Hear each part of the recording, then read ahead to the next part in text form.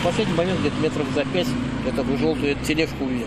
Там тормоза и прислали. Если бы авария произошла в светлое время суток, то виновным в столкновении был бы однозначно водитель «Тойоты» по причине несоблюдения дистанции до препятствия. Однако из-за кромешной тьмы на трассе ситуация стала спорной. Оба участника аварии ехали от села Никольское в сторону Столбищ. Владелец легковушки утверждал, что влетел в прицеп трактора, так как просто его не видел. Считает, что тракторист не включил световые приборы.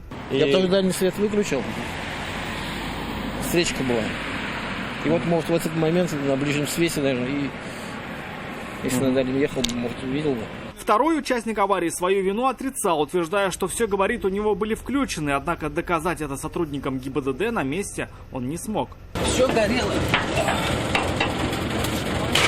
Вот смотрите, от удара они все рассыпались там. От удара все рассыпалось. Еще раз вы фишку посмотрите, как они соединены. Не знаю, по факту у вас не горит. Мы приехали, у вас не горит. Если горел, то должно быть гореть. Освещения вообще нет у нас, кстати.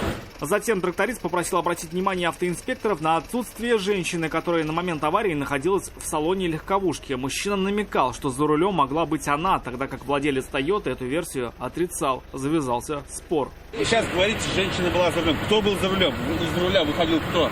Они оба здесь стояли уже. Ну так стояли, а вы с чего взяли, тогда женщина была за рулем? Я не пойму.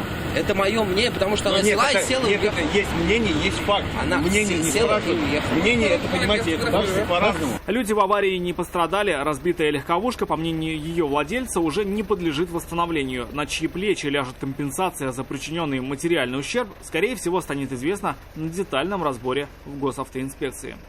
Рамиль Шайдуль, Назипов, Константин Бушуев. Вызов 112.